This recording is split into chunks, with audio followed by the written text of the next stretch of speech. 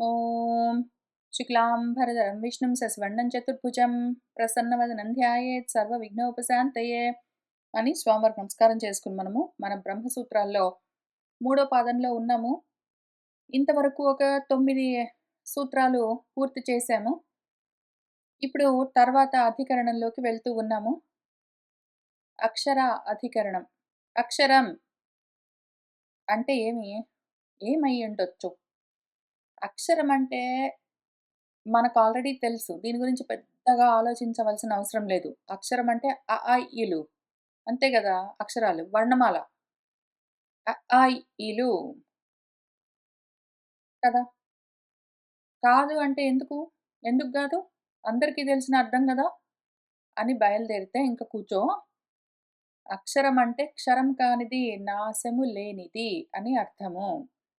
నాశమన్నది లేనిది ఆత్మ ఒక్కటే బ్రహ్మము అని దాన్ని ఇప్పుడు మనము రుజువు చేయవలసి ఉన్నది.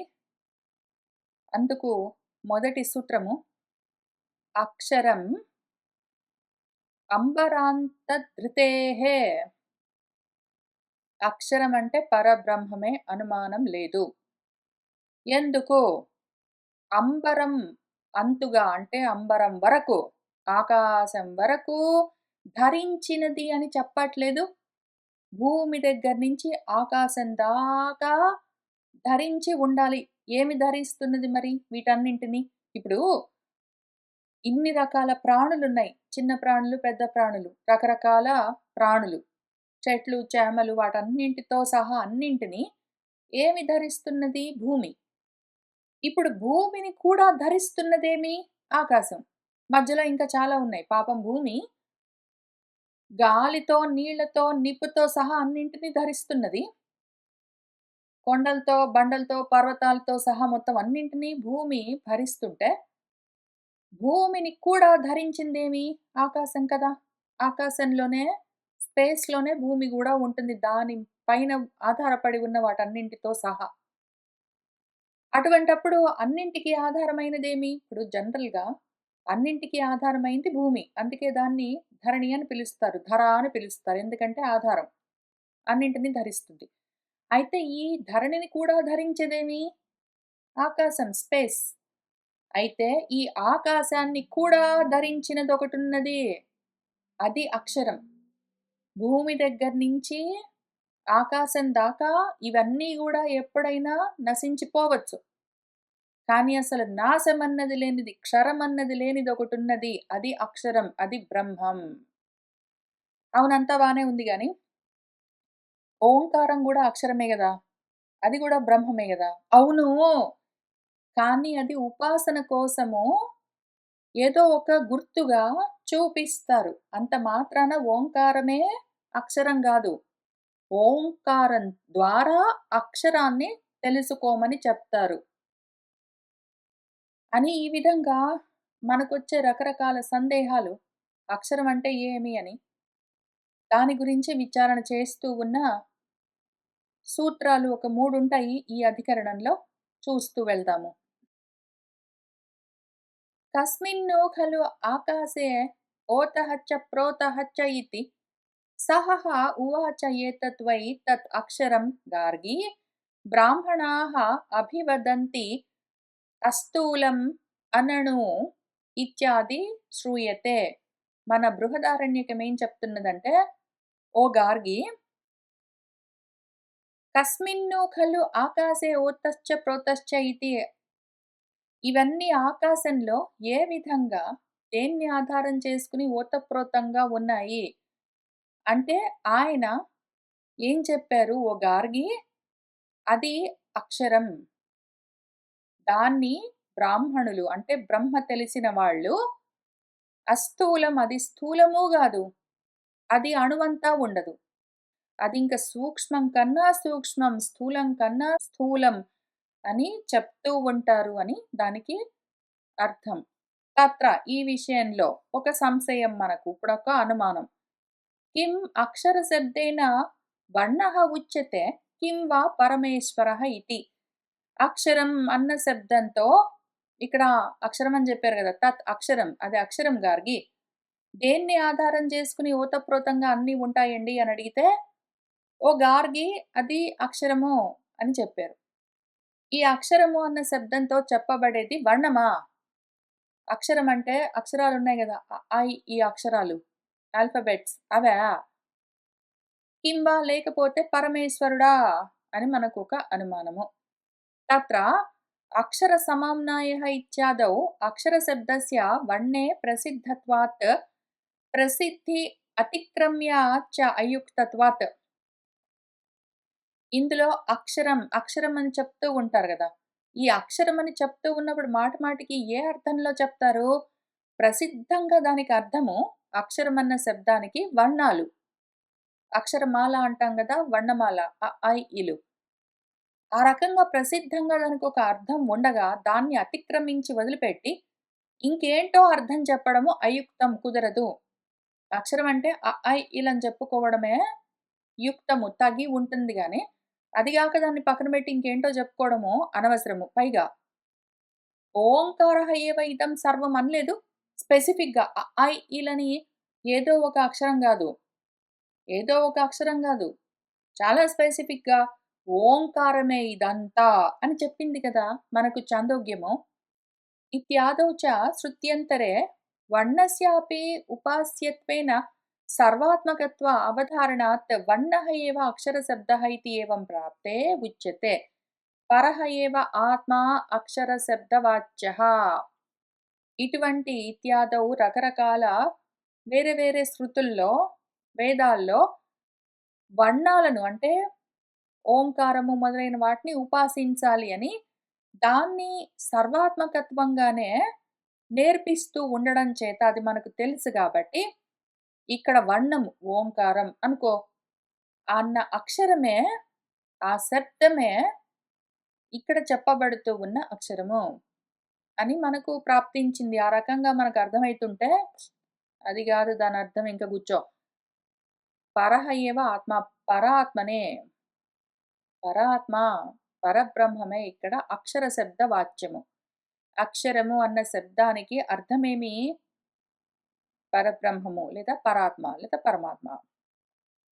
కస్మాత్ ఎందుకని అట్లా అనుకోవాలి. అంబరాంతధృతేహే అని మనకు సూత్రం చెప్తున్నది. పృథివీ ఆదేహే ఆకాశాంతస్య వికారజాతస్య ధారణాత్. పృథివీ మొదలుగా ఆకాశం వరకు రకరకాల వికారజాతము కార్యాలన్నీ ఉన్నాయి గదా! వీటన్నింటిని ధరిస్తున్నదేదున్నదో అని చెప్పింది గదా! తత్ర హి పృథివ్యాదేః సమస్త వికారజాతస్య కాలత్రయ విభక్తస్య ఆకాశే ఏవ తత్ ఓతం చ ప్రోతం చ ఇతి ఆకాశే ప్రతిష్ఠితత్వం ఉక్త్వా కస్మిన్ను ఖలు ఆకాశే ఓతశ్చ ప్రోతశ్చ ఇత్యనేన ప్రశ్నేన ఇదం అక్షరం అవతారితం. ఇక్కడ పృథివీ మొదలైన సమస్త వికారజాతము, సమస్త కార్యాలు అన్ని కాలాల్లో గూడా ఏ కాలమైనా సరే, ఏ కార్యమైనా సరే, ఈ ఆకాశంలోనే ఓతంగా, ప్రోతంగా అల్లబడి ఉన్నాయి, గుచ్చబడి ఉన్నాయి. మొత్తం అన్నీ ఆకాశంలోనే ప్రతిష్ఠితమై ఉన్నాయి అని చెప్తూ, ముందు అసలీ ప్రకరణం మొదలుపెడుతూ, కస్మిన్ను ఎందులో ఈ ఓతప్రోతంగా ఇవన్నీ ఆకాశంలో ఉన్నాయంటే, ఎట్లా ఉన్నాయి అన్న ప్రశ్నతో ఈ అక్షరం గురించి చెప్పడము అవతారితం మొదలుబెడుతూ, తథా చ ఉపసంహృతం అట్లానే ఉపసంహరిస్తూ అంటే ఆ ప్రకరణాన్ని పూర్తి చేస్తూ కూడా, ఏతస్మిన్ను ఖలు అక్షరే గార్గి ఆకాశే ఓతశ్చ ప్రోతశ్చ ఇతి. ఇవన్నీ ఎట్లా ఉన్నాయి అంటే గార్గి అక్షరంలోనే ఉన్నాయి అని చెప్తూ పూర్తి చేసింది. న చ ఇయం అంబరాంతధృతిః బ్రహ్మణః అన్యత్ర సంభవతి.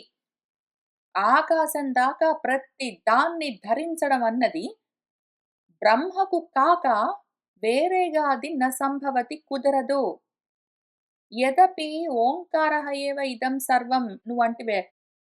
ఓంకారః ఏవ ఇదం సర్వం ఓంకారమే ఇదంతా అని చెప్పారు గాబట్టి ఓంకారం అన్న అక్షరమే ఇక్కడ చెప్పబడుతూ ఉన్నది. అక్షరం అన్న శబ్దంతో చెప్పబడుతున్నది ఓంకారం అని నువ్వు అన్నావు గదా! దాని గురించి చూద్దాము.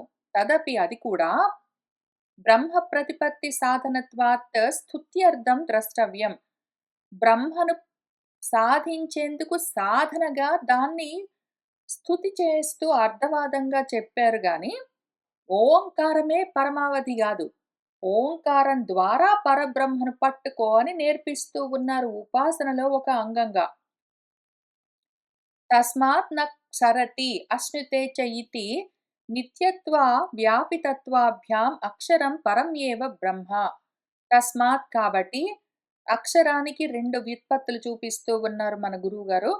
ఒక్కటి న క్షరతి, దానికి క్షరత్వం నశించిపోవడం అన్నది లేదు. 2 అశ్నుతే అన్నింటినీ పొందుతుంది అని అర్థం. అక్షరం అన్న దానికి వ్యుత్పత్తి నక్షరతి ఇతి అని ఒకటి, అశ్నుతే ఇతి అని ఒకటి. ఇప్పుడు నువ్వు చెప్పే మామూలు అక్షరాలు ఈ అక్షరాలున్నాయనుకో, వాటికి ఈ 2 పని చెయ్యవు. ఎందుకు అంటే, నక్షరతి ఇతి అక్షరం. అక్షరాలు నశించవు అని ఉండాలి. అక్షరం అంటే నాశం లేకుండా ఉండాలి. నువ్వు చెప్పే ఈలు నాశం లేకుండా ఉంటాయా? నశించిపోతూ ఉంటాయి గదా! ఇంతకుముందు ఒకానొక సమయంలో తెలుగులోనే అక్షరాలు ఒక 56 ఎన్నో ఉండేవని జెప్పారు. వాటిని ఒక 50 వరకు కుదించారు. ఇప్పుడింకా తగ్గించి ఉంటారు. ఇంతకుముందు కక్క, గగ్గ, ఇని తర్వాత చ, చ, చ, జ, జ, జ అని అట్లాంటివి గూడా ఉండేవి. ఇప్పుడు ఈ కాలంలో చదువుకునే పిల్లలకి అవి తెలియని గూడా తెలీదు. చ, చ, జ, జ, ఇణి అని నేర్చుకుంటారు వాళ్ళు. చ, చ, చ, జ, జ, జ అని వాళ్ళకెట్లా తెలుసు? తెలీదు. వాళ్ళకి నేర్పించలేదు. పోయాయి గదా కొన్ని అక్షరాలు. ఆ రకంగా నశించిపోయే అక్షరాలు. పైగా వాటిని వదిలిపెడతాము. ఇక్కడ గూడా ఈ అక్షరాలు ఎంతకాలం ఉంటాయి ఇక్కడ రాసిన అక్షరాలు? ఒకవేళ ఈ ప్రతిని ఎవరైనా చదువుకుంటూ, కాపాడుకుంటూ వస్తే ఉంటుంది. లేకపోతే ఈ రకంగా కాలగర్భంలో కలిసిపోయిన ఎన్ని గ్రంథాలున్నాయి. ఎన్ని అక్షరాలు నశించిపోయాయి. ఇలు. కాబట్టి నక్షరతి ఇతి అక్షరః అని ఈలకి చెప్పడం కుదరదు. అవి చాలా కాలం ఉంటాయి ఆఫ్‌కోర్స్. కానీ పర్మనెంట్‌గా ఉంటాయి. అసలు నాశం అన్నది లేనే లేకుండా ఉంటాయని చెప్పలేము. అట్లానే అశ్నుతే చ ఇతి అని దానికి అశ్నుతే ఇతి అక్షరః అని దానికర్థం. అంటే అన్నింటిని పొందుతూ ఉండాలి. ప్రతి అక్షరానికి అన్ని అర్థాలుంటాయా? ఉండవు గదా! అసలు ఒక్కొక్కసారి కొన్ని అక్షరాలకి ప్రాబబ్లీ కొంచెం అర్థం ఉండొచ్చు. లైక్ ఫర్ ఎగ్జాంపుల్ సంస్కృతంలో అంటే కూడా, అండ్ అని అర్థం.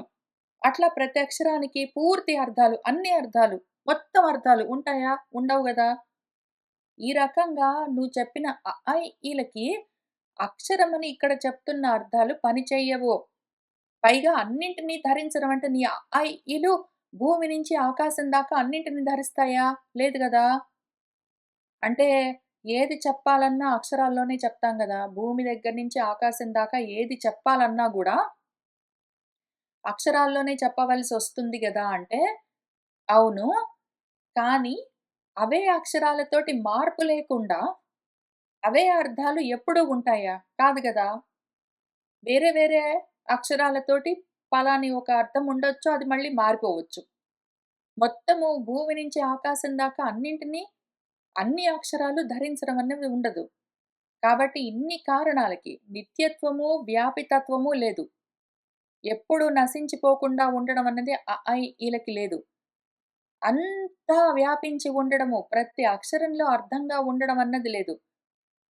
అయితే ఆ రకంగా అన్నింటిని భూమి నుంచి ఆకాశం దాకా ప్రతిది ధరించి ఉండడము మన బ్రహ్మం ఒక్కటే చేస్తుంది. దానొక్కదానికే నిత్యత్వం ఉన్నది. నాశమన్నది లేదు. అదొక్కటే అన్నీ వ్యాపిస్తుంది. సర్వగతమై ఉన్నది. ఇన్ని కారణాలకి అక్షరం అంటే పరబ్రహ్మ ఏవా! వేరేది అవ్వడానికి అవకాశం లేదు అని మనము దానికి భాష్యం చూసుకున్నాము. అయితే మన పూర్వపక్షికి ఇంకొక ప్రశ్న వచ్చింది. స్యాదేతత్ సరే కానీ సిద్ధాంతి సరే కానీ నువ్వు చెప్పినట్టే అనుకుందాం పట్టు దాన్ని పక్కన పెడదాం. కార్యస్య చేత్ కారణాధీనత్వం అంబరాంత ధృతిః అభ్యుపగమ్యతే ప్రధాన కారణవాదినః అపి ఇయం ఉపపద్యతే. సరే అట్లానే అనుకుందాం పట్టు. ఇంకొక విధంగా ఆలోచన చేద్దాం. కార్యమున్నదనుకో అది కారణం పైన ఆధారపడి ఉంటుంది. ఎందుకు అంటే ఈ అంబరం గూడా, ఆకాశం కూడా ఎక్కడి నుంచొచ్చిందో దానిపైన ఇది ఆధారపడి ఉంటుంది అని నువ్వంటున్నావు గదా! కారణం పైన కార్యం ఆధారపడి ఉంటుంది. కార్యాలన్నీ కారణం అధీనంలో ఉంటాయని చెప్తున్నావు గదా! ఆ రకంగా ఒకవేళ అంటే, అసలు ఈ కార్యాలన్నీ ఏ కారణంగా వచ్చాయి? ప్రధానమే అన్నింటికి కారణమని వాదించే వాళ్ళుంటారు. ఆ వాదన చేసేవాళ్ళు ప్రధానమే అన్నింటికి కారణమని చెప్పేవాళ్ళుంటారు గదా! అటువంటప్పుడు ప్రధానం కూడా కావచ్చు గదా! ప్రధానమన్న కారణం నుంచి ఆకాశం మొదలైన కార్యాలన్నీ రావచ్చు గదా! అప్పుడు ప్రధానం అక్షరం కావచ్చు కదా సిద్ధాంతి. ఎందుకు నువ్విప్పుడు అక్షరాలంటే కాదు అన్నావు. ఓంకారం అంటే కాదు అన్నావు. అక్షరాలంటే నశించిపోతాయన్నావు. పైగా వ్యాపకత్వం లేదు అన్నావు. ఓంకారం అంటే అది ఓన్లీ ఉపాసన కోసం అన్నావు. పోనీ ఆ 2 పక్కన పెడదాం. మూడోది డైరెక్ట్‌గా ఇక్కడి నుంచి అక్కడికి బ్రహ్మ అని ఎందుకు చెప్పేస్తున్నావు నువ్వు? మధ్యలో ప్రధానం ఉంది గదా! కారణము. ఈ కార్యాలన్నీ జగత్తు మొత్తం అంతా ప్రధానం నుంచే వస్తే, ప్రధానం అక్షరం అవ్వచ్చు కదా! అది ఇప్పుడు నా ప్రశ్న. కథం అంబరాంతధృతేః బ్రహ్మత్వ ప్రతిపత్తిః ఇతి ఆకాశం దాకా ప్రతి దాన్ని ధరించింది బ్రహ్మ మాత్రమే అని ఎట్లా చెప్తావు నువ్వు? అంటే అతః ఉత్తరం పఠతి సరే మరి దానికి జవాబు ఇదిగో ఈ సూత్రంలో చూద్దాము.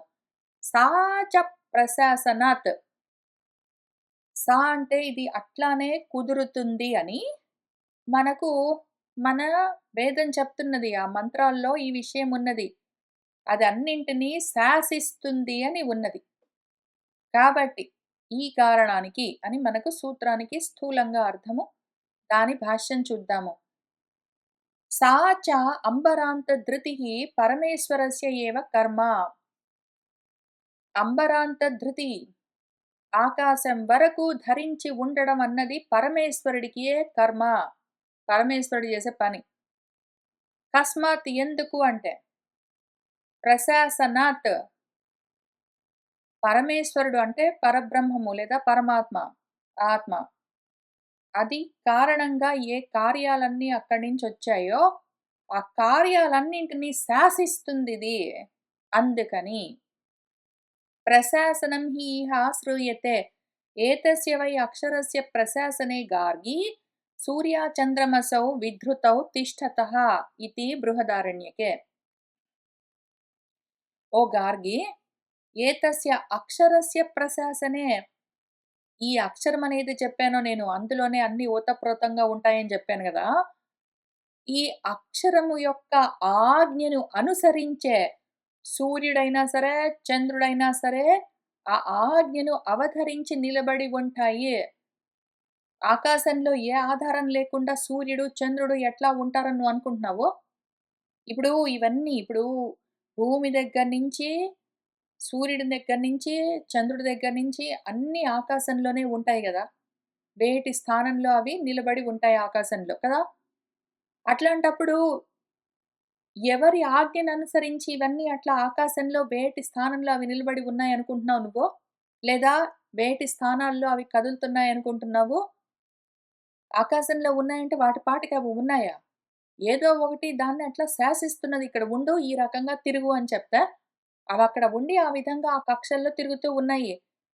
ఆ రకంగా ఏది దాన్ని శాసిస్తున్నదో, సూర్యచంద్రుల దగ్గర నుంచి, భూమి దగ్గర నుంచి అన్నింటిని శాసిస్తున్నదేదున్నదో, ఎవరి ఆజ్ఞను అనుసరించి ఇవన్నీ అట్లా చేస్తూ ఉన్నాయో, అది అక్షరము అని చెప్పిందా లేదా అదే మంత్రము? ఇప్పుడు ప్రశాసనం చ పారమేశ్వరం కర్మ. ఈ రకంగా శాసించడము పరమేశ్వరుడి పని.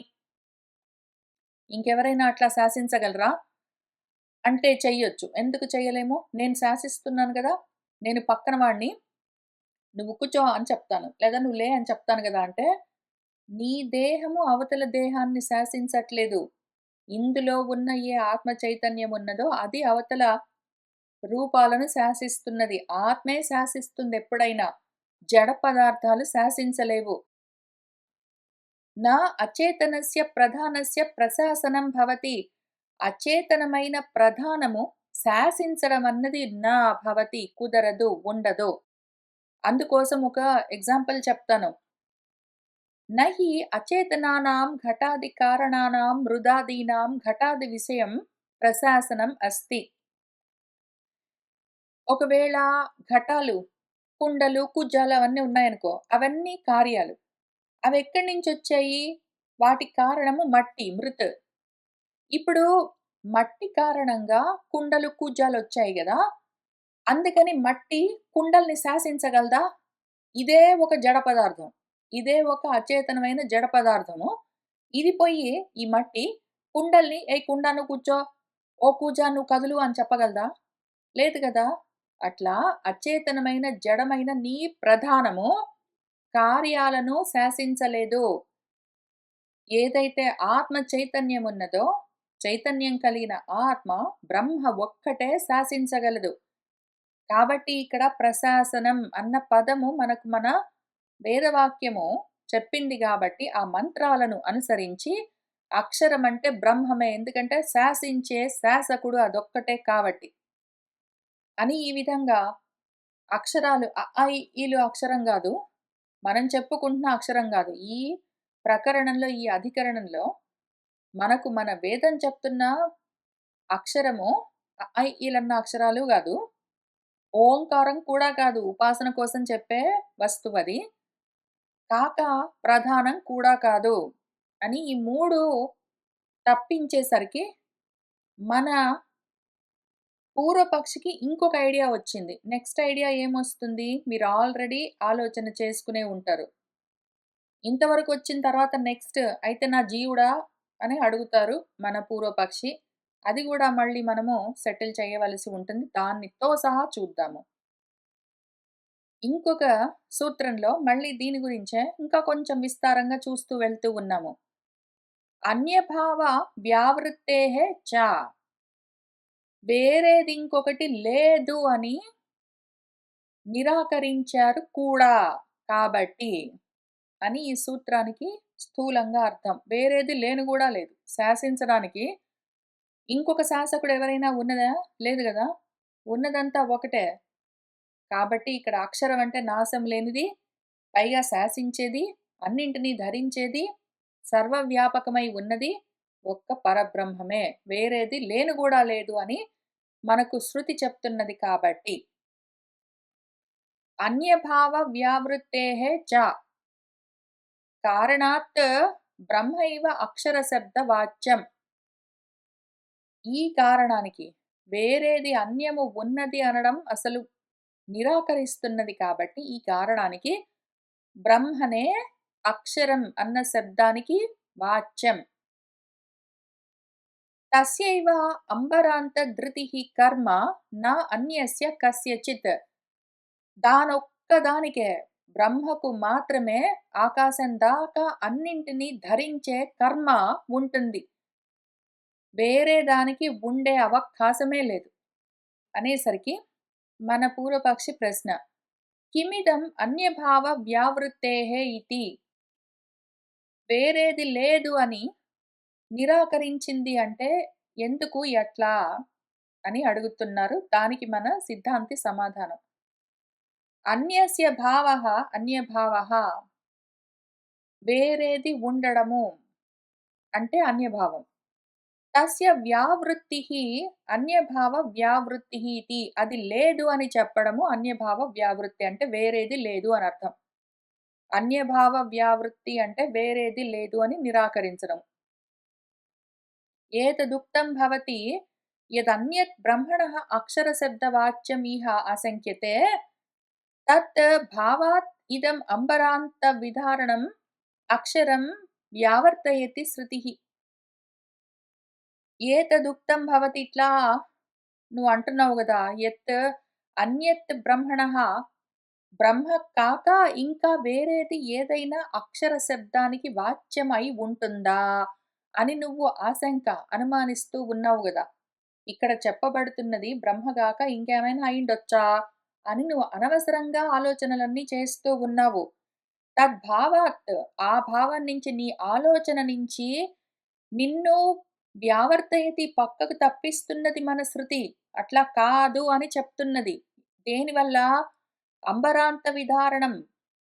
ఆకాశం దాకా ఉన్న ప్రతి దాన్ని ధరిస్తూ ఉన్నది అక్షరం అని చెప్తూ ఉండడంతోటే విషయం అర్థం గావాలి గదా నీకు. మళ్ళీ నువ్వు ఇంక వేరేదేదైనా అయ్యుండొచ్చా అని ఎందుకు చూస్తున్నావు? తద్వై ఏతదక్షరం గార్గి అదృష్టం దస్ట్రో అశ్రుతం శ్రోతృ అమతం మంత్రో అవిజ్ఞాతం విజ్ఞాతృ ఇతి బృహదారణ్యకే. ఎంత క్లియర్‌గా చెప్పింది. నువ్వు మొత్తం మంత్రాలు చదువుకో. ఔట్ ఆఫ్ కాంటెక్స్ట్ ఒక్క వాక్యం తీసుకొని దాని గురించి ఆలోచన పెట్టుకోకు. మనకు మన వేదాలు ఒక విషయం గురించి చెప్తూ ఉన్నప్పుడు ఆ మొత్తం ప్రకరణం మొదలుపెడుతూ చివరి దాకా ఒక వస్తువు గురించి చెప్తూ వస్తుంది. ఆ వస్తువు ఎప్పుడూ ఆత్మతత్వమే. ఆత్మ కాక అది ఇంక వేరే విషయం గురించి చెప్పదు. దాని గురించి తర్వాత మాట్లాడదాం. కానీ మన వేదము కొన్ని మంత్రాల సముదాయంతో ఒక విషయాన్ని చెప్తూ ఉన్నప్పుడు, నువ్వు అందులో నుంచి ఒక్క మంత్రం బయటికి తీసి, అందులో ఒక్క పదం పెట్టుకుని, దాన్ని పట్టుకుని కూర్చుంటే నీకు సరిగ్గా అర్థం గాదు. మిగిలిన మంత్రాలు గూడా చూడు. అక్కడే గార్గికి ఆ ఉపదేశం చేస్తూ ఉన్న సమయంలో, తత్వై ఏతత్ అక్షరం గార్గి, ఈ అక్షరమని నేనేది చెప్తూ ఉన్నానో, అదేం చేస్తుందో తెలుసా? అది అదృష్టం. అది కనిపించదు. కానీ ద్రష్టృ అన్నింటిని దర్శనం చేస్తూ ఉంటుందది ద్రష్ట. అది అశ్రుతం. అది దేనికి వినిపించదు ఈ అక్షరం. నీ అక్షరం, నీ అక్షరాలు వినిపిస్తాయి. సరేనా? ఇది ఇంకొక విషయం నువ్వు గుర్తుపెట్టుకో. నీ ఈ అన్న అక్షరాలకున్న ఇంకొక లోపమేమి అంటే, అవి కనిపిస్తుంటాయి, వినిపిస్తుంటాయి, అన్నీ చేస్తూ ఉంటాయి. మన అక్షరం ఇక్కడ మన వేదం చెప్తున్న అక్షరము అదృష్టం. అది కనిపించదు. అది అశ్రుతం. వినిపించదు. అది అమతం. ఆలోచనకు అందదు. అవిజ్ఞాతం. తెలుసుకుందామంటే బుద్ధికి పట్టుబడదు. నీ అక్షరానికి ఈ లక్షణాలు లేవు. కాబట్టి నీ ఈలన్న అక్షరాన్ని పక్కన పెడదాము. తర్వాత ఈ అక్షరం ఏదున్నదో, మన వేదం చెప్తున్న అక్షరానికున్న ఇంకొక కొన్ని లక్షణాలు. అది ద్రష్ట. అంటే అన్నీ చూస్తూ ఉంటుంది. శ్రోత. అన్నీ వింటూ ఉంటుంది. మంత.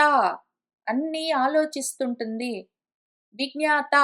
అన్నీ తెలుసుకుంటూ ఉంటుంది అని ఇన్ని లక్షణాలు చెప్పింది మనకు మన వేద మంత్రం. ఆ మంత్రం చూసుకోవద్దు నువ్వు. అక్షరం అనంగానే ఇలా ఓంకారమా, నా ప్రధానమా అని బయలుదేరుతావు. తత్ర అదృష్టత్వాది వ్యపదేశః ప్రధానస్య అపి సంభవతి. పోని నీ ప్రధానానికి ఓ పూర్వపక్షి అదృష్టం అన్న లక్షణం ఉంది. అవును కరెక్టే. నీ ప్రధానము దానికి అదృష్టం అన్న లక్షణం ఉంది. అది కనిపించదు మరి. అది సూక్ష్మం. అది అశ్రుతం. వినిపించదు. అవును నిజం. అమతం. ఆలోచిస్తే ఆలోచనలకందదు. అవిజ్ఞాత. తెలియదు. అవును కరెక్టే. ఎందుకంటే అది అవ్యక్తం. పాపం నువ్వే చెప్పావు అది అవ్యక్తం అని జెప్పావు. కాబట్టి మనం దాన్ని ఒప్పుకుందాము. అదృష్టం, అశ్రుతం, అమతం, అవ్యజ్ఞాతం అని దానికి సరిపోతాయి. కానీ నీ ప్రధానానికి మిగిలినవి పనిచేస్తాయా? అదన్నీ దర్శనం చేయగలదా నీ ప్రధానం? జడ పదార్థం. జడము, అచేతనమైన నీ ప్రధానము అన్నీ చూడడం, అన్నీ వినడం, అన్నీ ఆలోచించడం, అన్నీ తెలుసుకోవడం చేయగలదా? అది ఏదీ చేయలేదు. అది ఊరికే జడ పదార్థం అక్కడుంటుందంతే. కాబట్టి నీ ప్రధానము ఇక్కడ చెప్పబడుతున్న అక్షరము నా కాదు. తత్ర అదృష్టత్వాది వ్యపదేశః ప్రధానస్యాపి సంభవతి కానీ ద్రష్టృత్వాది వ్యపదేశః తు న సంభవతి అచేతనత్వాత్. అది అచేతనం, జడం కాబట్టి చూడడం, వినడం మొదలైనవన్నీ దానికి లేవు. ఆ ఉపదేశం అక్కడ దానికి పని జెయ్యదు. మళ్ళీ ఇది చెప్పగానే నువ్వు ఇంకొకటి పైకి తీస్తావు. నా జీవుడున్నాడు గదండీ! జీవుడిని గూడా పెట్టి మ్యాచింగ్ చేద్దాం ఏదో బట్టలు మ్యాచింగ్ జేసినట్టు, ఏదో వస్తువులు మ్యాచింగ్ జేసినట్టు దీన్ని మళ్ళీ ఇంకోసారి అక్షరం అక్కడ బెట్టుకొని, జీవుడిని గూడా మ్యాచింగ్ జేసి చూద్దామండి ఏమైనా మ్యాచ్ అవుతుందేమో అంటావు గదా! దాని గురించి మాట్లాడదాం పట్టు. తథా న అన్యతతః అస్తి ద్రష్టృ, న అన్యతతః అస్తి శ్రోతృ, న అన్యతతః అస్తి మంత్రో, నా అన్యతతః అస్తి విజ్ఞాతృ అని నీ వంటి వాళ్ళ కోసమే ఇంత దూరం చెప్పింది మనకా మంత్రం. అదేం చెప్పింది? దానికన్నా వేరుగా ద్రష్ట ఇంకొకటి లేదు ఉన్నదనుకునేవు. ఈ అక్షరము ద్రష్టగా, శ్రోతగా, మంతగా, విజ్ఞాతగా ఉన్నది అంటే ఇది కూడా ఉన్నదిలెండి సిద్ధాంతి ఇంక వేరేది గూడా ఉన్నది అని నువ్వు అంటావో ఏమో అనే నీ వంటి వాళ్ళ కోసం జాగ్రత్తగా ఇది ద్రష్ట, ఇది శ్రోత, ఇది మంత, ఇది జ్ఞాత అని చెప్పి, ఇది కాక వేరే ద్రష్ట లేదు, ఇది కాక వేరే శ్రోత లేదు, ఇది గాక వేరే మంత లేదు, ఇది గాక వేరే జ్ఞాత లేదు అని మళ్ళీ అంత జాగ్రత్తగా, అంత తీవ్రంగా, అంత దీర్ఘంగా, అంత దూరం చెప్పింది పాపం. దాన్ని మించి అది కాక వేరే ద్రష్ట నాస్తి. చూసేది లేదు. వేరే శ్రోత వినేది నాస్తి. వేరే మంత ఆలోచించేది నాస్తి. వేరే జ్ఞాత తెలుసుకునేది నాస్తి అని చెప్పిందా? వేరేది లేదు, వేరేది లేదు. ఎందుకంటే నీ ప్రధానము అచేతనము జడం గాబట్టి కాదు అని మేము కొట్టేయగానే, పోతే పోయిందండి నా ప్రధానము. నా జీవుడున్నది గదా! ఇది చైతన్యం అంటావు నువ్వు. చైతన్యం మళ్ళీ వేరుగా ఇంకొకటి లేదు. చైతన్యంతో కూడిన జీవభావము, ఆ జీవ, ఆత్మ అని నువ్వు మళ్ళీ దాన్నోటి పైకి తీస్తావు. జీవ, ఆత్మ, పరమాత్మ అని 2 లేవు. ఉన్నది ఒకటే ఆత్మ. కాబట్టి వేరేది లేదు అని చెప్పడంతో నీ జీవుడిని గూడా కొట్టేసింది మనకిక్కడ వేదము. ఇతి ఆత్మభేద ప్రతిషేధాత్ రెండో ఆత్మ ఇంకొకటి లేదు. ఉన్నదంతా ఒకటే. అయిపోయింది అక్కడికి విషయం. ఆత్మ ఒక్కటే. ఆత్మ ఇన్నుంటాయేంటి? నా శారీరస్యాపి ఉపాధిమతః అక్షర శబ్దవాచ్యత్వం. అందుకని శారీరుడికి అంటే నీ జీవుడికి కూడా, ఆ ఉపాధితో ఉన్నవాడికి గూడా అక్షరం అన్న శబ్దము పని చెయ్యదు. ఆ విధంగా చెప్పడు. స్పెసిఫిక్‌గా దేహంతో ఉన్న జీవుడు వేరేగా ఓడున్నాడు. వాడు కూడా కావచ్చు కదా అక్షరము అని నువ్వు అనడానికి వీల్లేదు. అక్షరం ఒకటే. అది పరబ్రహ్మమే ఆత్మ. ఎందుకు అంటే అచక్షుష్యం, అశ్రోత్రం, అవాక్, అమనః ఇతి చ ఉపాధిమత్తా ప్రతిషేధాత్. ఉపాధితో ఉండడం అన్నది గూడా దానికి లేదు, లేదు, లేదు. దానికి ఏ ఉపాధులు లేవు అని పాపం ఆ శరీరాన్ని గూడా కొట్టేసింది మనకు మన మంత్రము బృహదారణ్యకంలో. అది అచక్షుష్యం దానికి కళ్ళు ఉండవలసిన అవసరం లేదు. అశ్రోత్రం దానికి చెవులు అన్న ఉపాధి అవసరం లేదు. అవాక్ దానికి వాక్ అన్న ఉపాధి లేదు అవసరం లేదు. అమనః దానికి మనసన్న ఉపాధి అవసరం లేదని చెప్పింది. కాబట్టి ఏ ఉపాధి లేదు దానికి. ఉపాధులతో ఉన్న నీ జీవాత్మని జీవుడిని పట్టుకొచ్చి చూపిద్దాం, మ్యాచింగ్ చేద్దామంటే కుదరదు. ఆ రకంగా దాన్ని కూడా ప్రతిషేధించింది. నహి నిరుపాధికః శారీరః నామ భవతి. ఉపాధి లేకపోతే శారీరుడు అని చెప్పడం కుదరదు. తస్మాత్ పరం ఏవ బ్రహ్మ అక్షరం ఇతి నిశ్చయః. ఇక్కడ నిశ్చయంగా మనం గ్యారంటీగా తెలుసుకున్నదేంటంటే, అక్షరం అని ఇక్కడ చెప్తూ ఉన్నదేదున్నదో అది పరం బ్రహ్మ ఏవ. వేరేది గాదు. నీ జీవుడు గాదు, నీ ప్రధానం గాదు, నీ ఓంకారం గాదు, నీ అ, ఆ, ఇలు గాదు. ఇక్కడ చెప్తున్నది అక్షరం అంటే పరబ్రహ్మం అని ఆ అధికరణము, అందులోని 3 సూత్రాలు, వాటి భాష్యాలు పూర్తయ్యాయి. ఇంక మళ్ళీ తర్వాత అధికరణము ఈక్షతి కర్మ వ్యపదేశాధికరణం అని మొదలవుతూ ఉన్నది. ఈక్షతి అంటే చూడడం. చూడడం, చూడు అని చెప్తుంది. ధ్యానించు అని చెప్తుంది. దేన్ని ధ్యానించాలో అది కర్మ. ధ్యానించు అని నాకు చెప్తే వేదము, నేను కర్త. ఈ కర్త ఏ కర్మను ధ్యానించాలో అది పరబ్రహ్మమే గదా! ఆటోమేటిక్. ఆ విధంగా వ్యపదేశం ఉన్నది ఇక్కడ మనకు ఉపదేశం, ఆదేశం ఉన్నది.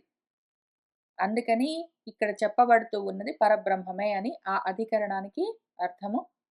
అందులో ఒక సూత్రము. ఈక్షతి కర్మ వ్యపదేశాత్ సహ. సహ అది బ్రహ్మమే. ఎందుకు అంటే ఈక్షతి అన్న దానికి కర్మ. కర్త చేసే ఏ ధ్యానమన్న పని ఉన్నదో దానికి కర్మ ఆబ్జెక్ట్ అని బ్రహ్మను ఉపదేశిస్తూ ఉన్నది అని ఆ సూత్రానికి స్థూలంగా అర్థము. దానికి భాష్యం చూద్దాము. ఏతద్వై సత్యకామ పరంచ అపరంచ బ్రహ్మ యదోంకారః తస్మాత్ విద్వాన్ ఏతేనైవ ఆయతనేన ఏకతరమన్వేతి ఇతి ప్రకృత్య శ్రూయతే. యః పునః ఏతం త్రిమాత్రేణ ఓం ఇతి అనేన ఏవ అక్షరేణ పరం పురుషం అభిధ్యాయీత ఇతి ప్రశ్నోపనిషతి. ప్రశ్నోపనిషత్తులో ఏమున్నదంటే ఏతత్వై సత్యకామ ఓ సత్యకాముడా పరం బ్రహ్మ, అపరం బ్రహ్మ అని రెండున్నాయి. ఏదైతే ఓంకారంతో విద్వాన్ ఆ విద్వాంసుడు ఏదో ఒక ఆయతనాన్ని పరబ్రహ్మాన్నో, అపరబ్రహ్మాన్నో ఏకతరం ఒకదాన్ని అన్వేతి పొందుతాడు. ఓంకారాన్ని బెట్టుకుని దాన్ని ఉపాసిస్తున్నవాడు పరబ్రహ్మనో, అపరబ్రహ్మనో ఏదో ఒకటి వాడు పొందుతాడు అని ప్రకృత్యా అని చెప్తూ, అని ప్రస్తావిస్తూ ఇంకది ఏమి చెప్పిందంటే, ఎవరైతే మళ్ళీ ముందు ఏకమాత్రంగా ఓం అని ఒక్క మాత్రా కాలము అంటే ఒక్కసారి చిటిక వేసినంత కాలము. అంత సమయంలో ఓం అని పలికిన వాళ్ళకి ఏమొస్తాయి? 2 మాత్రా కాలాలు ఓం అని పలికి దాంతో ధ్యానం చేసిన వాళ్ళకి ఏమొస్తుంది? ఓం అని 3 మాత్రా కాలాలతో దాన్ని ధ్యానం చేసిన వాళ్ళకేమొస్తుంది అని చెప్తూ 3 మాత్రా కాలంలో, త్రిమాత్రా కాలంలో ఎవరైనా ఓంకారాన్ని ధ్యానం చేస్తే, అప్పుడు ఆ అక్షరంతోటే పరమపురుషుణ్ణి పొందొచ్చు. అందుకని పరమపురుషుణ్ణి ఆ విధంగా అభిధ్యాయిత పరమపురుషుడు ఆ విధంగా ధ్యానింపబడవలసి ఉన్నది. అని మనకు ఆ ఉపనిషత్తు చెప్తూ ఉన్నది. ఇప్పుడు మనకి ఏంటి ఒక అనుమానం. అస్మిన్ వాక్యే ఈ వాక్యంలో పరబ్రహ్మ అభిజ్ఞాతవ్యం ఉపదిశ్యతే ఆహుస్విత్ అపరం ఇతి. అస్మిన్ వాక్యే ఈ వాక్యంలో పరబ్రహ్మను ధ్యానం చెయ్యి అని ఉపదేశం చేస్తున్నదా ఆహోస్విత్ లేకపోతే అపరబ్రహ్మను ధ్యానం చేయమంటుంది. ఇంత కన్‌ఫ్యూజింగ్ చేస్తుంది కూర్చొని వేదము. సరిగ్గా చెప్పొచ్చు గదా!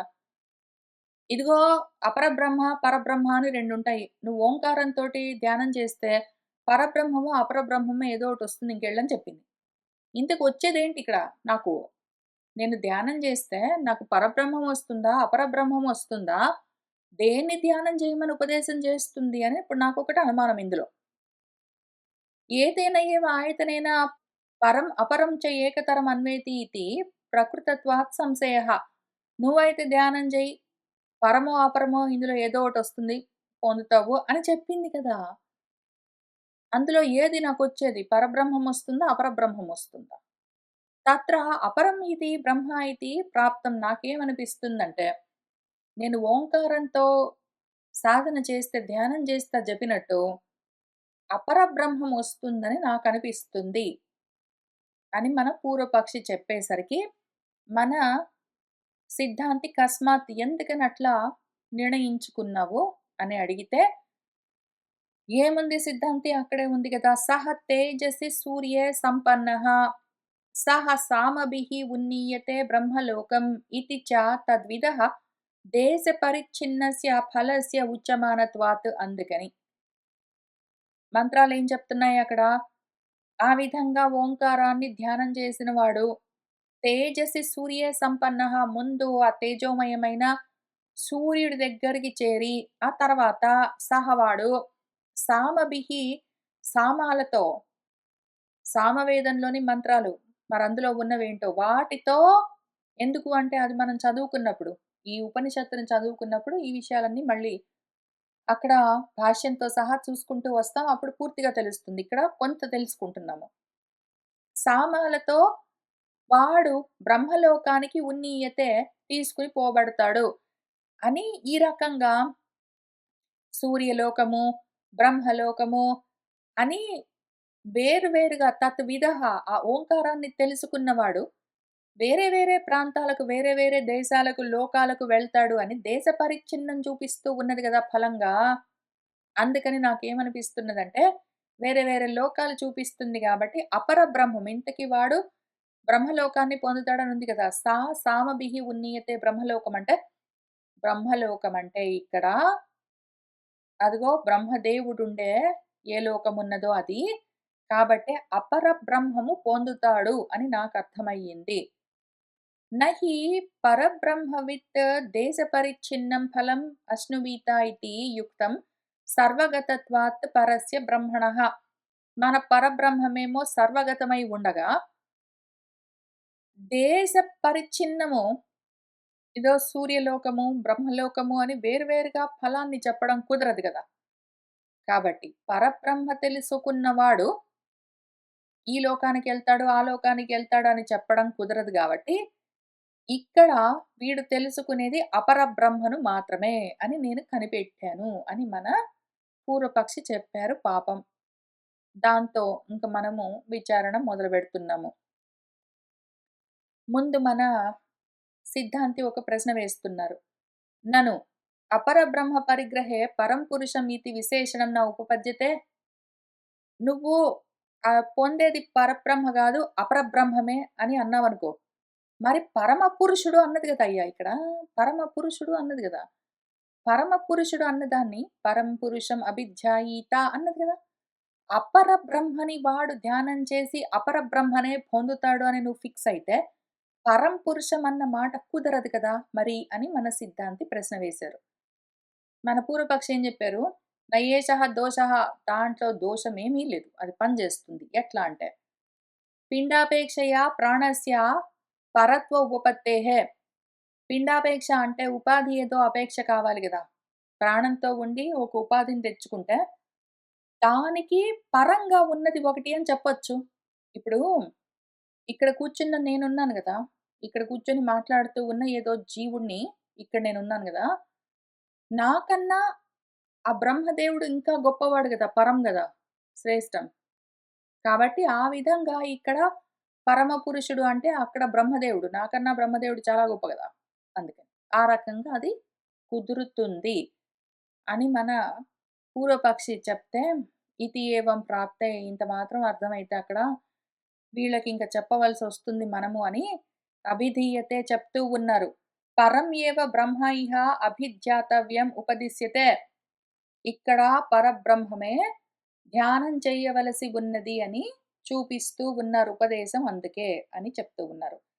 కస్మాత్ ఎందుకు అని మన పూర్వపక్షి ప్రశ్నిస్తే, ఎట్లా నువ్వు ఆ నిర్ణయానికొచ్చావు? ఇక్కడ పరబ్రహ్మమే చెప్తూ ఉన్నారు అని నువ్వెట్లా నిర్ణయించావు అంటే, ఈక్షతి కర్మ వ్యపదేశాత్ అని సూత్రం చెప్తూ ఉన్నది.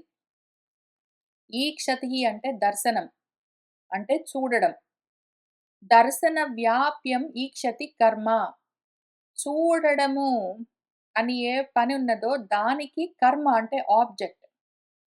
ఈక్షతి కర్మత్వేన అస్య అభిధ్యాతవ్యస్య పురుషస్య వాక్యశేషే వ్యపదేశः భవతి. సహ ఏతస్మాత్ జీవఘనాత్ పరాత్ పరం పురిసయం పురుషం ఈక్షతే ఇతి. ఈక్షతి అన్న కర్మతో దేన్ని ధ్యానం చెయ్యాలి అని చూపిస్తూ ఉన్నారు. ఆ కర్మ అంటే ఆబ్జెక్ట్. అంటే ధ్యాన వస్తువు పరమ పురుషుడు అని చూపిస్తూ ఉన్నారు. నువ్వు కొంచెం వాక్యం పట్టుకొని విచారణ చేస్తున్నావు. వాక్య శేషమున్నది అక్కడ. ఇంకా మిగిలిన వాక్యము వేదవాక్యం పూర్తిగా చూడు నువ్వు. సహా ఏతస్మాత్ జీవఘనాత్ జీవఘనము అంటే ఘనీభవించిన జీవభావము అంటే కార్యం. దానికి గూడా పరాత్ పరం దానికన్నా పరంగా ఉన్న పురిసయమైన పురుషం ఈక్షతే. ఆ పురిలో శయనించిన పురుషుడేదున్నదో దాన్ని ఈక్షతే ధ్యానించవలసి ఉంటుంది, చూడవలసి ఉంటుంది అని. తత్ర అభిధ్యాయతేః అతథాభూతమపి వస్తు కర్మ భవతి. మనము ఏది ధ్యానిస్తామో అది మనకు కనిపిస్తూ ఉంటుంది. ఒక్కొక్కసారి ఆ వస్తువు అతథాభూతం నిజంగా లేకపోయినా కూడా మనసులో ధ్యానం చేస్తే అది కర్మగా, ఆబ్జెక్ట్‌గా ఉంటుంది. మనము ఆ విధంగా దాన్ని దర్శించొచ్చు. మనోరథ కల్పితస్యాపి అభిధ్యాయతి కర్మత్వాత్. మనోరథాలుంటాయి. మనసులో ఆలోచనల్ని బట్టి మనం కొన్ని సారి వస్తువులను మనసులో భావన చేస్తాము. అవి ఉంటాయి ఆ విధంగా కర్మగా. ఈక్షతేః తు తదాభూతం ఏవ వస్తు లోకే కర్మ దృష్ట ఇతి అతః పరమాత్మైవ అయం సమ్యక్ దర్శన విషయభూతః ఈక్షతి కర్మత్వేన వ్యపదిష్టః ఇతి గమ్యతే. ఈక్షతేః చూస్తూ ఉంటే తదాభూతం ఏవ ఏమున్నదో అదే వస్తువు కనిపిస్తూ ఉంటుంది. ఇది లోకంలో మనకు గూడా అనుభవమే గదా! ఇత్యతః అందుకనే పరమాత్మను చూస్తూ ఉంటే పరమాత్మే కనిపించాలి. సమ్యక్ దర్శన భూతము, సమ్యక్ దర్శన విషయభూతమైన పరమాత్మే ఇక్కడ ఈక్షతి కర్మత్వేన నువ్వు తెలుసుకుంటే నీకు దర్శనమిస్తుంది అని వ్యపదేశం, ఆదేశం ఉన్నది. సహ ఏవ చైహ పరపురుష శబ్దాభ్యాం అభిధ్యాతవ్యః ప్రత్యభిజ్ఞాయతే. అదే ఇక్కడ పరపురుష శబ్దాలతో ధ్యానం చేయవలసి ఉన్నది అని చెప్పబడుతూ ఉన్నది అని చెప్తే, నాకొక ప్రశ్న వచ్చింది సిద్ధాంతి. 2 పరః పురుషః అని చెప్పిందిక్కడ. ఒకటేమో పరపురుషం అన్నది. ఒకటేమో పరాత్ పరం అని చెప్పింది. ఒక చోటేమో ఆ పరః పురుషః అని చెప్పి దాన్ని ధ్యానించు అన్నది. ఒక చోటేమో పరాత్ పరః అన్నది. ఒక పరపురుషుడు, ఒక పరపురుషుడు. ఇప్పుడు ఏ పరపురుషుడు, ఏ పరపురుషుడు? నాకింకా కన్‌ఫ్యూజన్ బాగా ఎక్కువయింది. కాబట్టి దీన్ని గూడా క్లారిఫై చెయ్యి సిద్ధాంతి. నను అభిధ్యానే పరః పురుషः ఉక్తः ఈక్షణే తు పరాత్ పరః కథం ఇతరేతరత్ర ప్రత్యభిజ్ఞాయతే ఇతి. అభిధ్యానే ధ్యానం చేయమని చెప్తూ ఉన్నప్పుడు పరపురుషుడి గురించి పరం పురుషం అని చెప్పింది. మళ్ళీ ఈక్షతే అని చెప్తూ ఉన్నప్పుడు పరాత్ పరం అని చెప్పింది. ఈ రకంగా ఉంటే ఆ 2 ఒక్కటే అని నువ్వు ఎట్లా నిర్ణయించావు? ఆ విధంగా ఎట్లా భావిస్తున్నావు? ఒకటి పరపురుషుడు, ఒకటి పరాత్ పరపురుషుడు. 2 ఒకటే అని ఎట్లా చెప్తున్నావు నువ్వు? అంటే అత్ర ఉచ్యతే చెప్తాను పటు. పరపురుష శబ్దౌ తావత్ ఉభయత్ర సాధారణౌ. పరపురుషం అన్నది రెండిటికి సాధారణం. కామన్. నువ్వు కూడా ఒప్పుకుంటున్నావు గదా! పరాత్ పరపురుషుడు, పరపురుషుల్లో పరపురుషుడు అన్న భాగం రెండిటికి కామన్. ఇప్పుడు మొదటి దాంట్లో పరపురుషంలో ఫస్ట్ పర అంటే ఏంటో ఒకటి మనం సెటిల్ చేయాలి. అంతే గదా! అవతల పరపురుషుడైతే రెండిటికి కామన్. ఆ పరపురుషుడు, పరబ్రహ్మం మనకు ఆల్రెడీ తెలుసు. కాబట్టి ఉన్న దాంట్లో ఒకదాన్ని మనము సెటిల్ చేద్దాం ఇప్పుడు. ఉన్న దాంట్లో పరపురుష శబ్దాలు రెండిట్లో ఉభయత్ర సాధారణంగా కామన్‌గా ఉన్నాయి. అది పక్కన పెట్టు.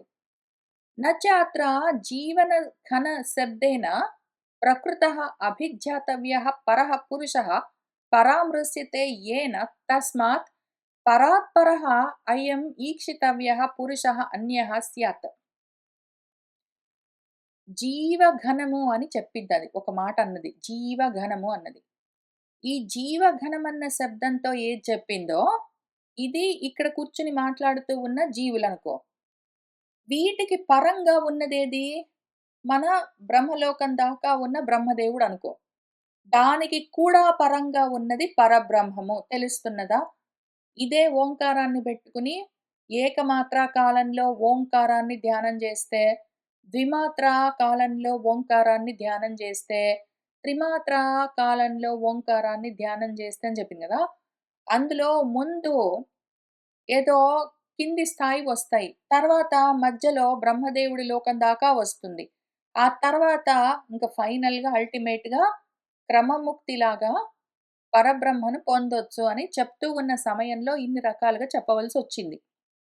ఇప్పుడు ఈ విధంగా చెప్పబడుతున్న, ప్రస్తావించబడుతున్న ధ్యానము చేయవలసిన ఏ పరమపురుషుడున్నాడో ఆయన పరం అన్న శబ్దంతో చెప్పబడుతూ ఉన్నాడు. అయితే ఆయనే మళ్ళీ పరాత్పరుడు అన్న చోట కూడా ఈక్షితవ్యమన్న శబ్దంతో చెప్పబడుతూ ఉన్నాడు. ఈ విధంగా పరాత్ పరః పురుషః అన్నప్పుడు ముందు చెప్పిన వాణ్ణి జీవఘన శబ్దంతో వేరు చేసి అన్య పురుషుడిగా చెప్పింది ఆ విధంగా స్యాత్తు ఉన్నది. అంటే సరే నువ్వు ఇంతవరకు చెప్పావు గదా సిద్ధాంతి ఇది కూడా క్లారిఫై చెయ్యి. కహ తర్హి జీవఘనః ఇతి. జీవఘనం అంటే ఇదేంటి మళ్ళీ? వాడెవడు మధ్యలో? ఉచ్యతే చెప్తాను పటు. ఘనః మూర్తిః. ఘనం అంటే మూర్తీభవించడం అని అర్థం. ఘనీభవించడం అని అర్థం గదా! ఎట్లా అంటే ఉప్పు గళ్ళులాగా ఏదో ఉప్పు ముద్ద ఉన్నదనుకో ఆ రకంగా ఘనీభవించడం. ఇప్పుడు ఉప్పు నీళ్ళలో కరిగి ఉన్నంత సేపు ఉంటుంది. అదొకవేళ ఘనీభవించిందనుకో ఉప్పులాగా మారుతుంది గదా! వ్యక్తమవుతుంది గదా! ఆ రకంగా.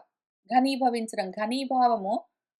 ఘనీభవించడము అంటే ఒక మూర్తి తీసుకోవడం, ఒక రూపాన్ని పొందడము అని అర్థం. అట్లనే నీళ్ళైనా సరే, నీళ్లు గూడా ఘనీభవిస్తే ఐస్ క్యూబ్స్ లాగా తయారైతాయి. ఒక మూర్తి వచ్చింది గదా! దానికి. ఘనీభవించడం అంటే ఏంటి? మూర్తి తీసుకోవడం, ఒక రూపం తీసుకోవడం అని అర్థం.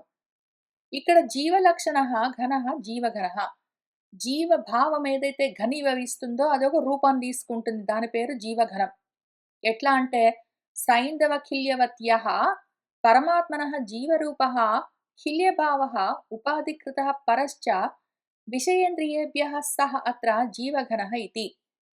ఏదైతే సైంధవఖిల్యవత్ ఉప్పు ముద్దలాగా ఏ పరమాత్మ ఉన్నదో అది జీవరూపాన్ని పొందితే, అది ఘనీభవిస్తే, ఉపాధి తీసుకుంటే, అప్పుడు అదేదున్నదో అది జీవభావం.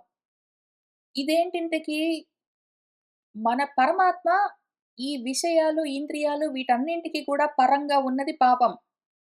అయితే ఈ ఉపాధి ఘనీభవించి ఉంటే అందులో పరంగా ఉన్నదది. సహాత్ర జీవఘనః ఇతి. ఏవో పదార్థాలు, విషయాలు, ఇంద్రియాలు, ఇంద్రియ విషయాలు ఏవేవి ఉన్నాయో వాటన్నింటికి కూడా పరంగా ఉన్నది ఈ జీవఘనము. అపరహ ఆహా ఇంకేముంది అక్కడ తర్వాత వేరే మంత్రము సహా సామభిః ఉన్నీయతే బ్రహ్మలోకం అంటివి గదా! దాని గురించి చూద్దాం. సామాలతో వాడు బ్రహ్మలోకానికి తీసుకొని పోబడతాడు అని. ఇది అతీతాంతర వాక్య నిర్దిష్టః ముందు వెనకాల ఉన్నవి కూడా చూడు. అతీతం అంటే ముందున్న వాక్యాలు, అనంతరం అంటే తర్వాతున్న వేద వాక్యాల్ని కూడా కలుపుకొని చూస్తే ఏం తెలుస్తుంది? యః బ్రహ్మలోకః పరః చ లోకాంతరేభ్యః సహ అత్ర జీవఘనః ఇతి ఉచ్యతే. ఏదైతే బ్రహ్మలోకం ఉన్నదో పరము, లోకాలన్నింటికి కూడా అది పరం గదా! మామూలుగా లోకాలన్నింటికన్నా గూడా పరంగా ఉన్నది బ్రహ్మలోకం. ఇక్కడ ఈ రకంగా జీవగణము. జీవగణానికన్నా పరంగా ఉన్నది బ్రహ్మలోకము. ఆ బ్రహ్మలోకానికన్నా పరంగా ఉన్నది మన పరబ్రహ్మము. జీవానాం హి సర్వేషాం కరణ పరివృతానాం సర్వకరణాత్మని హిరణ్యగర్భే బ్రహ్మలోక నివాసిని సంఘాత ఉపపత్తేః భవతి బ్రహ్మలోకః జీవఘనః. జీవులన్నీ ఉన్నాయి గదా! సర్వేషాం జీవానాం. సర్వ జీవుల యొక్క కరణాలు, ఉపకరణాలు వాటన్నింటితో కూడి ఉన్న సర్వకరణాత్మ హిరణ్య గర్భుడు. ఇప్పుడు సెపరేట్ ఇండివిడ్యువల్ బాడీస్ అన్నీ ఉన్నాయి గదా! వాటి ఉపకరణాలు, అంతఃకరణాలు, ఇంద్రియాలు వాటితో ఉపాధులతో ఏ దేహాలన్నీ ఉన్నాయో ఇవన్నీ కలిపి ఒక సంఘాతము హిరణ్య గర్భుడు. ఆ బ్రహ్మలోక నివాసి. ఈ సంఘాతమంతా ఉన్నదని నీకు తెలుస్తూనే ఉన్నది గదా! అది బ్రహ్మలోకము, అది జీవఘనము. తస్మాత్ పరహయః దానికి పరంగా ఉన్న ఏ పరమాత్మ ఉన్నదో, ఈ క్షణ కర్మభూతః నువ్వు ధ్యానం చెయ్యి అన్న పనికి కర్మ అంటే ఆబ్జెక్ట్‌గా ఉన్నదో, సహ ఏవ అభిధ్యానేపి కర్మభూతః ఇతి గమ్యతే. అది ధ్యాన వస్తువు ఇక్కడ. పరం పురుషం ఇతి చ విశేషణం పరమాత్మ పరిగ్రహే ఏవ అవకల్పతే. పరమ పురుషుడు అన్న విశేషణము పరమాత్మను తీసుకుంటేనే పనిచేస్తుంది. నువ్వు ఏవేవో తీసుకుని బలవంతంగా దానికి పరం అన్న అర్థాన్ని చెప్పడానికి వీల్లేదు. పరహ హి పురుషః పరమాత్మైవ భవతి. పరః పురుషః అంటే పరమాత్మే అయి ఉంటుంది. యస్మాత్ పరం కించిత్ అన్యత్ నాస్తి. పురుషాత్ న పరం కించిత్ సా కాష్ట సా పరా గతిః ఇతి చ శృత్యంతరాత్. అసల పరబ్రహ్మం కాక వేరేది ఇంకా కించిత్ అన్యత్ వేరేది నాస్తి లేని గూడా లేదు. ఆ పురుషుడికి పరంగా కించిత్ సా కాష్ట సా పరా గతిః అదే ఇంకా కాష్ట. కాష్టము అంటే దీప్యతే ఇతి అని ఏదైతే కాస్యతే దీప్యతే అని ఏదైతే ప్రకాశిస్తుందో అది పరమగతి అని చెప్తూ ఉన్నది. అది కాక వేరేది లేదని చెప్తున్నది మన వేదము. పరం చ అపరం చ బ్రహ్మ యత్ ఓంకారః ఇతి చ విభజ్య అనంతరం ఓంకారేణ పరం పురుషం అభిజ్ఞాతవ్యం బ్రువన్ పరం ఏవ బ్రహ్మ పరం పురుషం గమయతి. మరైతే ఎందుకండి సిద్ధాంతి పరం బ్రహ్మ అని ఒకటున్నది, అపరం బ్రహ్మ అని ఒకటున్నది. ఈ ఓంకారంతో దాన్ని తెలుసుకోవచ్చు అని ఇన్ని చెప్పి నన్ను కన్‌ఫ్యూజ్ ఎందుకు చేసింది మనకు వేదవాక్యం అంటే చాలా క్లియర్‌గా చెప్తుందయ్యా. ముందు విభజించింది. ఓంకారంతో దాన్ని ముందు బ్రహ్మ, పరం బ్రహ్మ, అపరం బ్రహ్మ అని ముందు విభాగం చేసి, ఓంకారంతో దాన్నెట్లా పొందొచ్చు అని అంచెలంచెలుగా చూపిస్తూ ఉన్నది. చివరికి పరమపురుషుణ్ణే నువ్వు ధ్యానం చేయవలసి ఉంటుంది ఫైనల్‌గా, అల్టిమేట్‌గా అని భృవన్ చెప్తూ, పరం బ్రహ్మం ఏవ పరం పురుషుణ్ణే నువ్వు పొందవలసి ఉన్నది అని చూపిస్తూ ఉన్నది కదా! యథా పాదోదరత్వచా వినిర్ముచ్యతే ఏవం వై సహ పాప్మనా వినిర్ముచ్యతే ఇతి పాప్మ వినిర్మోక ఫలవచనం పరమాత్మానం ఇహ అభిధ్యాతవ్యం సూచయతి. ఏ విధంగానైతే ఒక పాము దాని కుబుసాన్ని వదిలిపెడుతుందో, అట్లా వాడు వాడి పాపాలన్న కుబుసాన్ని వదిలిపెట్టేస్తాడు అని, పాపాలు మొత్తము నశించిపోతాయి అన్న ఫలాన్ని గూడా, ఫలశ్రుతిని కూడా చూపిస్తూ, పరమాత్మ గురించే ఇక్కడ చెప్తూ, దాన్నే ధ్యానించవలసి ఉన్నది అని సూచిస్తూ ఉన్నది. అథా యత్ ఉక్తం పరమాత్మాభిధ్యాయినః న దేశ పరిచ్ఛిన్న ఫలం యుజ్యతే ఇతి అత్ర ఉచ్యతే. ఇంకొక మాట ఏమన్నావు నువ్వు? పరమాత్మను ధ్యానిస్తే వేరే వేరే ప్రాంతాలకి, వేరే వేరే లోకాలకి వెళ్తారటండి. వెళ్లరు గదా! ముందేమో సూర్యలోకానికి వెళ్తావు, తర్వాతేమో అక్కడి నుంచి బ్రహ్మలోకానికి వెళ్తావని ఏంటేంటో జెప్పారు. కాబట్టి పరమాత్మకు ఇది కుదరదు అని నువ్వు అన్నావు కానీ, దాని గురించి ఆలోచన చేద్దాం, నేను చెప్తాను విను. త్రిమాత్రేణ ఓంకారేణ ఆలంబనేన పరమాత్మ అనభిధ్యాయతః ఫలం బ్రహ్మలోక ప్రాప్తిః క్రమేణ చ సమ్యక్ దర్శనోత్పత్తిః ఇతి క్రమముక్తి అభిప్రాయం ఏతద్ భవిష్యతి ఇతి అదోషః. 3 మాత్రల కాలంలో ఓంకారాన్ని ఆలంబనగా తీసుకుని నువ్వు పరమాత్మను ధ్యానం చేశావంటే, దానికి ఫలంగా నువ్వు బ్రహ్మలోకాన్నే ప్రాప్తించుకుంటావు అని క్రమంగా సమ్యక్ దర్శన ఉత్పత్తి అంటే సమగ్రమైన జ్ఞానము. దాంతో క్రమముక్తి ఎట్లా కలుగుతుంది అని చూపించడము ఇక్కడ ఆ వేద మంత్రాల యొక్క అభిప్రాయము. బ్రహ్మలోకం దాకా వెళ్లి ఇంకక్కడ ఆగిపో అని చెప్పడం దాని అభిప్రాయం గాదు. అది కూడా దాటి పరబ్రహ్మను చేరు. అంతవరకు నువ్వు దాన్ని ధ్యానించు. దాన్ని పొందేదాకా దాన్ని పట్టుకుని వదలకుండా ధ్యానం చెయ్యి అని చెప్పడము దాని అభిప్రాయము. అందుకోసము ఈ వేద మంత్రాలన్నీ ప్రవర్తిస్తున్నాయి. మధ్యలో ఎక్కడో దగ్గర ఆగడానికి కాదు. పరం అంటే ఏమి అని కన్‌ఫ్యూజ్ అవ్వడానికి కాదు. పరమ పురుషుడన్నా, పరబ్రహ్మమన్నా, పరమాత్మ అన్నా చివరికి అల్టిమేట్‌గా నువ్వెక్కడికెళ్ళాలో అది పరబ్రహ్మము. ఈ మధ్యలో ఒకవేళ ఉన్నా గూడా వేరే వేరే లోకాలుగా చూపిస్తూ ఉంటే చూపిస్తుంది గదా! కాబట్టి పరబ్రహ్మం కాదేమో అని అనుకోవాల్సిన అవసరం లేదు. క్రమంగా అక్కడికి తీసుకొని వెళ్తుంది అని నువ్వు అర్థం చేసుకోవలసి ఉంటుంది అని చెప్తూ ఉన్నారు. దానితో ఆ అధికరణము, అందులోని ఒక సూత్రము, దాని భాష్యము కూడా పూర్తయ్యాయి. ఇంకా తర్వాత మనకు దహరాధికరణం అని మళ్ళీ మనకు దహరాకాశం ఒకటున్నది గదా! దీని గురించి కూడా ఆలోచన చేసుకోవాల్సి ఉన్నది. మళ్ళీ వచ్చే వారం వచ్చి కలిసి కూర్చొని ఈ ఐదో అధికరణం నుంచి చూస్తూ వెళ్దాం. ఇవాల్టికి ఇక్కడికి ఆపుతున్నాను. సర్వం శ్రీకృష్ణ పరబ్రహ్మ పాదారవిందార్పణమస్తు.